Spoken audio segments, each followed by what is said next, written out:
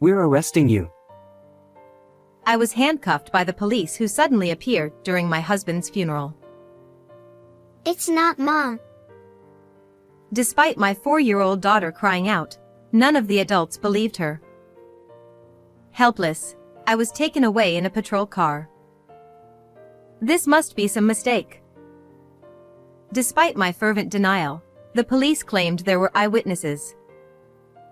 However, later, with just one mysterious statement from my daughter who possesses an unusual power, an unexpected truth emerged.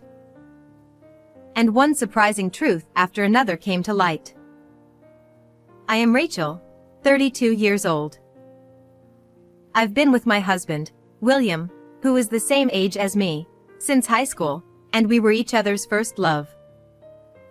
We got married 6 years ago and lived with our 4-year-old daughter, Emily. Emily has a slightly unusual power, and occasionally, she can understand what others are thinking when she touches them. However, this power is a secret only our family knows. If you see or feel anything strange, just tell Mom and Dad. Why? I think it's a wonderful power, but other people might not like it. My daughter asked me why many times, so I explained it to her until she understood and said she did. You are a good girl. You listen to Mom's instructions. I love you. My daughter seemed happier to be praised by her father, but she never said it until we got home.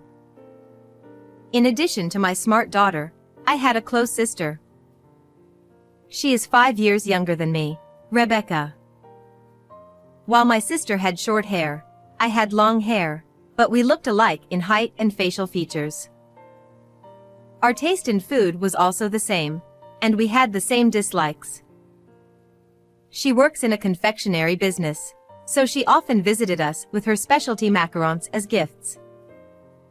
This happy atmosphere, where laughter never ceased, was something I believed would last forever. But one day, my husband's behavior suddenly became strange. As soon as he came home, he took off his suit in a furtive manner, sprayed deodorant, and immediately took a bath.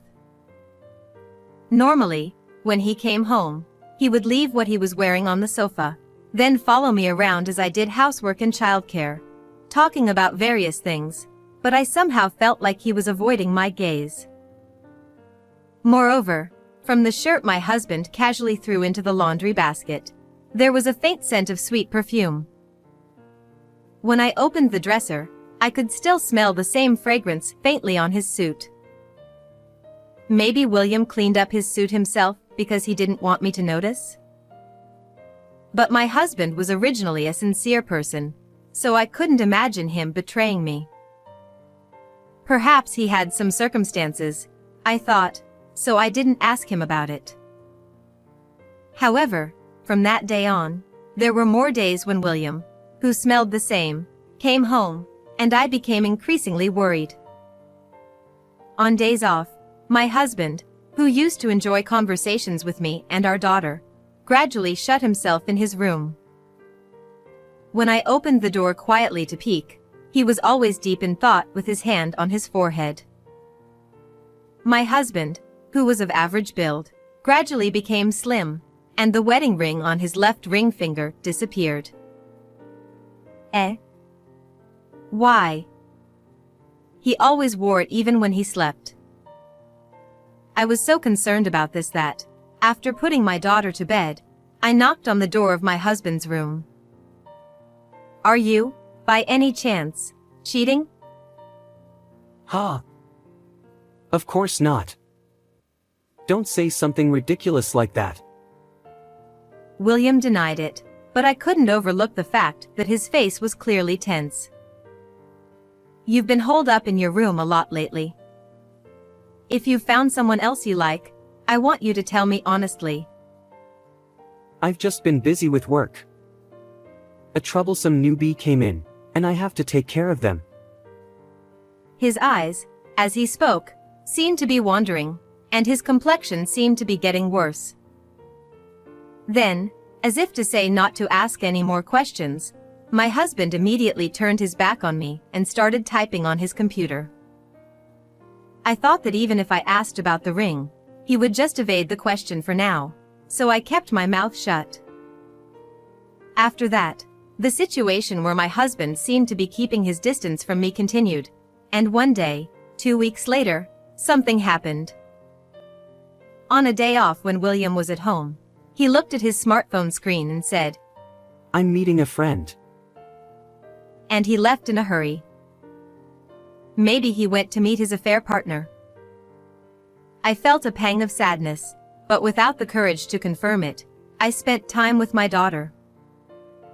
Then, about an hour after my husband left, I received a call from my sister, Rebecca. "Rachel, something terrible happened. William collapsed." "Oh no, he seems to be not breathing." My sister happened to pass by the park and found him lying there, limp. It was about a 30-minute walk from our house. "Rebecca, what do you mean he's not breathing?" Even though I asked repeatedly, there was no answer, and I could hear the sound of an ambulance siren. My sister had already called for an ambulance, but even though I kept asking hello repeatedly, there was no answer. When I strained my ears, I could hear Rebecca talking to the paramedics.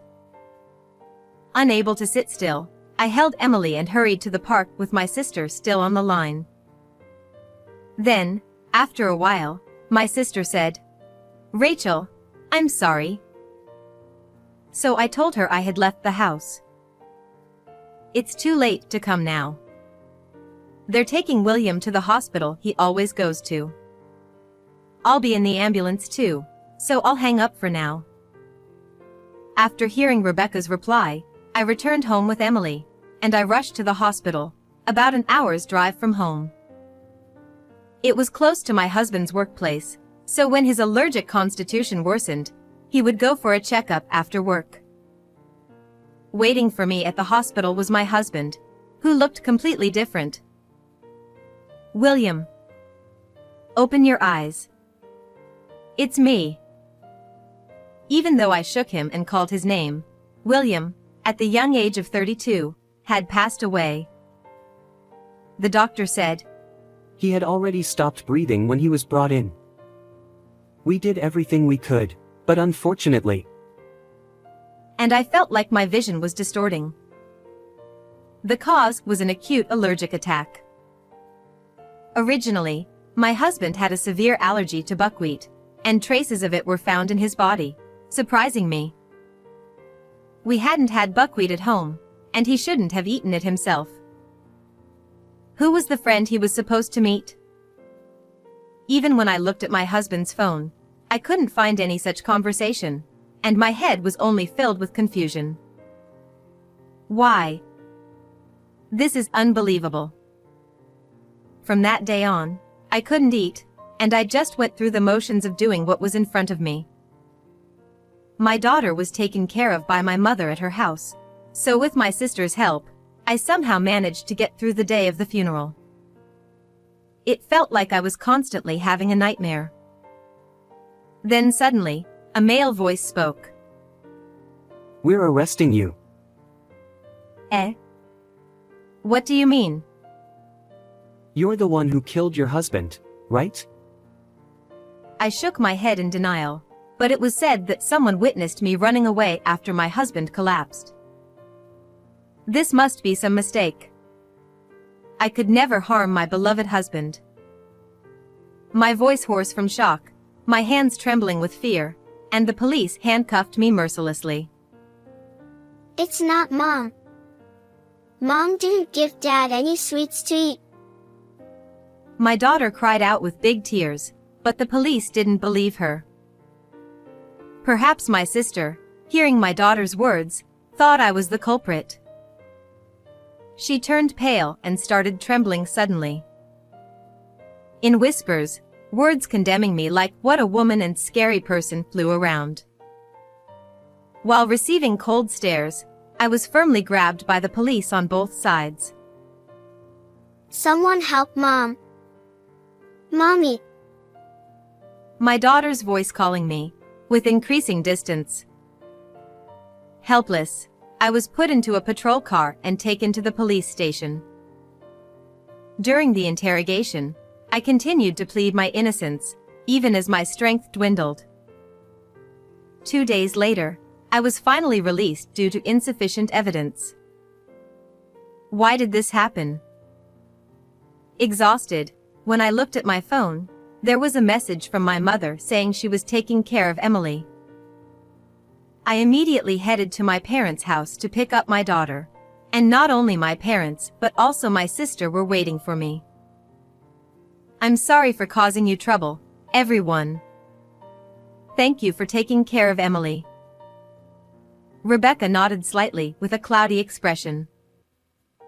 I believe in you, Rachel.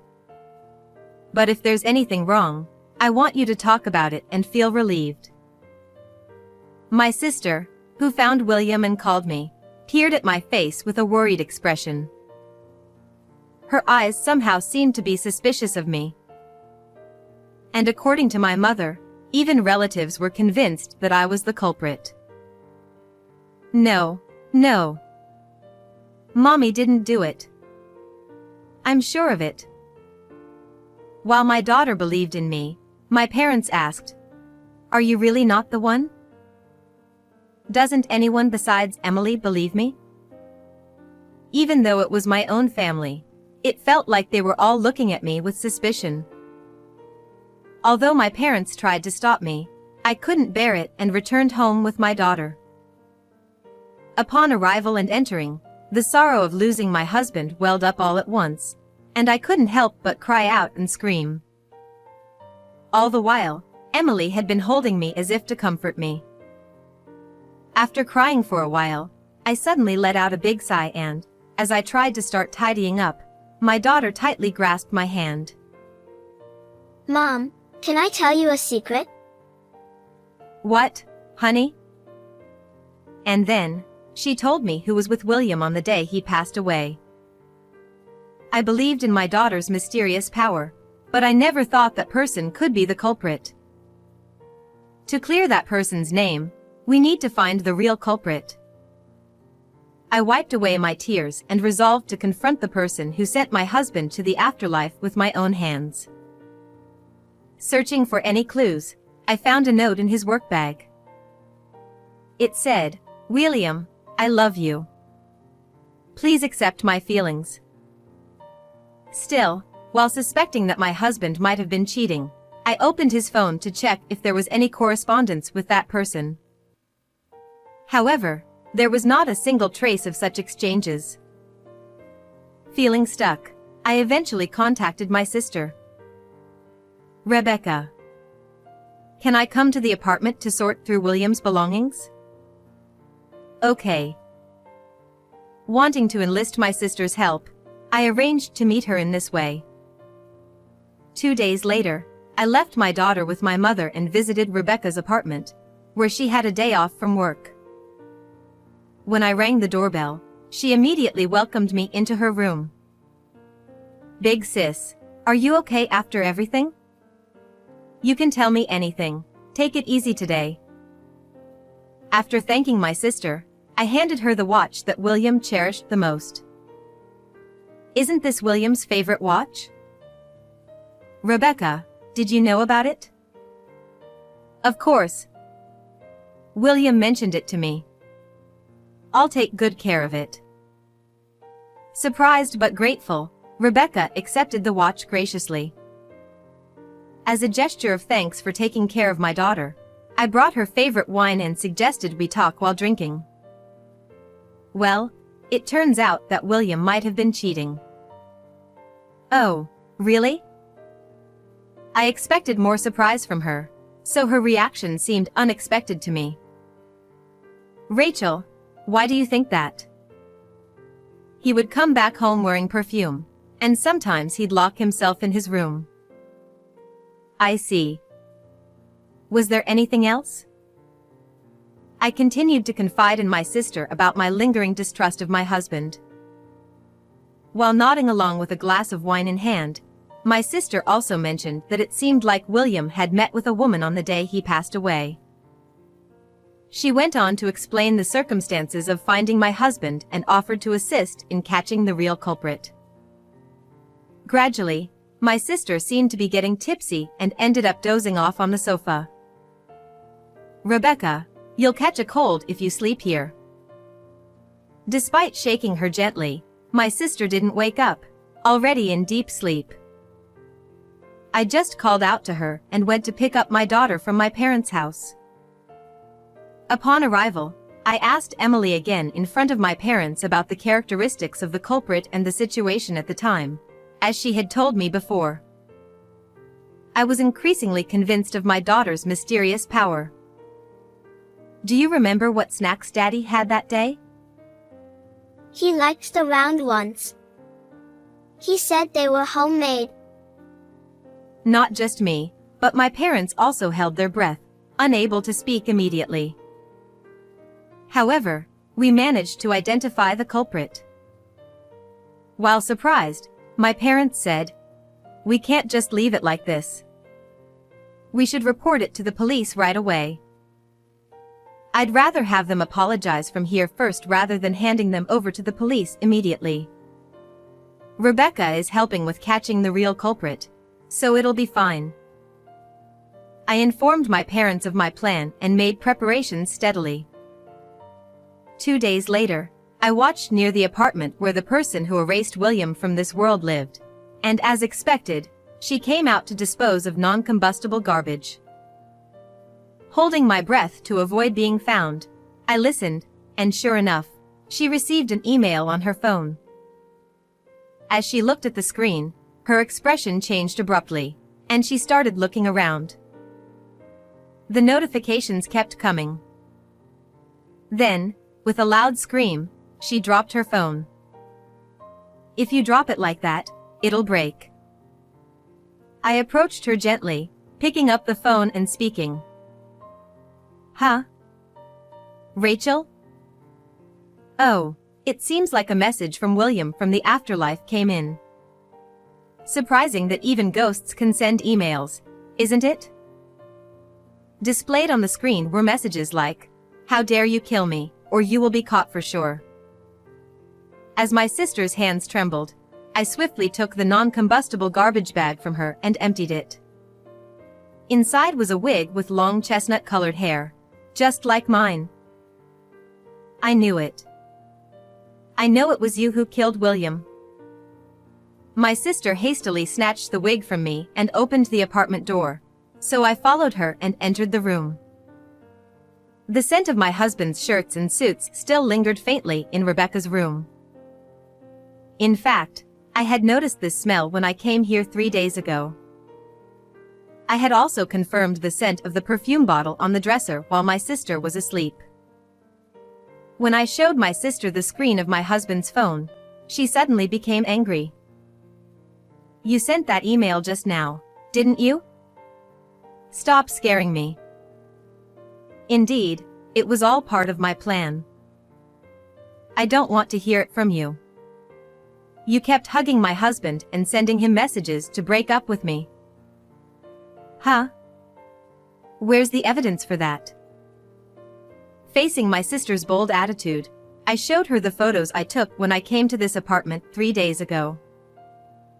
It was the screen of my sister's phone, showing the persistent messages she sent to William. My sister had developed feelings for my husband and was trying to make him hers.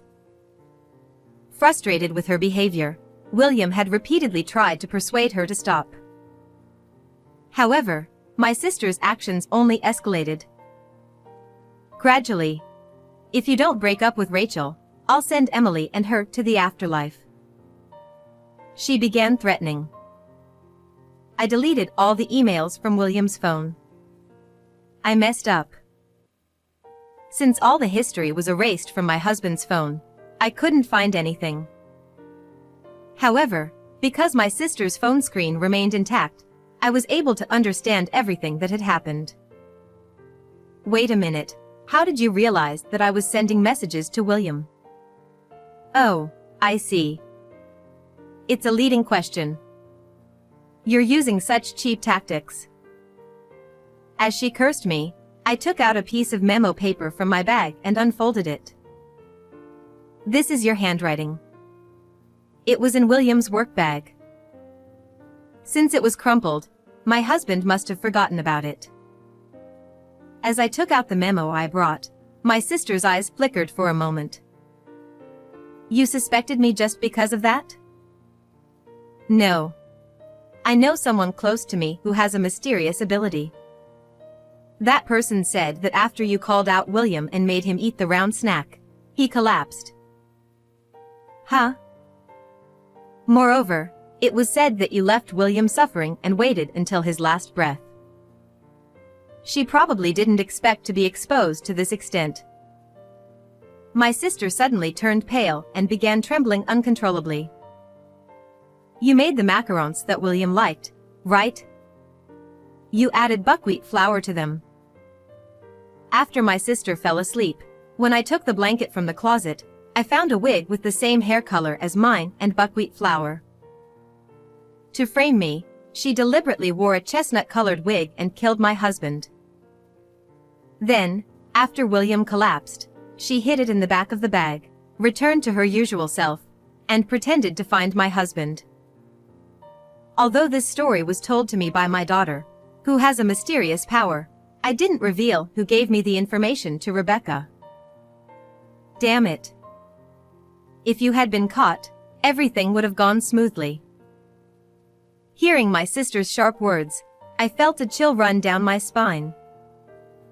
But I couldn't falter now. For the sake of my late husband, I rallied myself. I clenched my lips in frustration as I passed by her, took out my husband's ring from the dresser drawer, and said, I can't believe you even took his wedding ring. If the ring disappeared, you'd think you lost to his mistress and break up, right? You and William are both so stubborn, it's annoying. What did you say? How about that? I made sure you two could never go back. Serves you right. She finally seemed defiant, crossing her arms and wearing a satisfied smile. My husband met with her that day to get the ring back and make her promise not to bother us anymore. The last message left on her phone confirmed this. Kind-hearted William, fearing my pain, surely tried to resolve it quietly. That's why he suffered so much, losing weight from worrying. Now, what are we going to do next? Turn ourselves in? Or should I call the police on you? Well, in that case, let's do this. My sister quickly went to the kitchen, grabbed a knife, and pressed it against her own throat. If you're going to expose my sins, I'll disappear from this world. William, I'm coming now, so wait for me. Looking up at the sky, Rebecca made gestures like a tragic heroine. But her hands trembled, and there was no movement. I seized the opportunity to snatch the knife from my sister and restrained her. Let go. I won't let you do as you please. The weight of taking someone's life will never disappear. Rebecca struggled, but just as I was determined not to let her escape, our father walked in. With tears in his eyes, he muttered, How pitiful. And grabbed hold of my sister to prevent her from running away. Dad, why? Father explained that he was so worried about me that he had followed us. After entering Rebecca's apartment for emergencies, I had left the door unlocked, which turned out to be fortunate. I'm sorry. I promise I'll never do it again, so please forgive me. That's not something that can be brushed aside with such light words. Reflect deeply from the bottom of your heart. I asked my father to take care of my sister, and as I began to call the police immediately, Rebecca panicked and shouted loudly. Stop it, sis. Don't call the police. Please, I'm begging you. Your words don't resonate with me at all. I'm sorry. I'll live with the intention of atoning for this sin, so please forgive me. Fine. I understand. After saying that, I pressed the call button and reported to the police, who arrived in 5 minutes. It turned out that the police had also suspected Rebecca, the first person at the scene. This is the email exchange between my husband and Rebecca. And here's the wig. The perfume is on the dresser, and the buckwheat flour is in the closet. After telling the police this, I looked at my sister coldly. Rebecca, atone for your sins while you're alive. With a tone of voice I had never heard before, my sister flinched for a moment and was then taken away in a police car. Afterwards, based on the evidence seized from my sister's room and her confession, Rebecca was burdened with a heavy sin. Though it was like living a nightmare every day, clearing my husband's regret was the only solace. I'm nothing but grateful to my daughter who provided clues to find the real culprit. Thanks to your power, thank you. Mom, from now on, I'll protect you. Don't worry. Tears welled up uncontrollably at this. With her resemblance to her father and her kindness and intelligence, this child must be strong and resilient. For her sake, I decided to live strong and resilient. William, I'll pour my love into raising her for you. Looking up at the sky, I made a vow to my late husband and took a new step forward. How was this story? Please subscribe to the channel.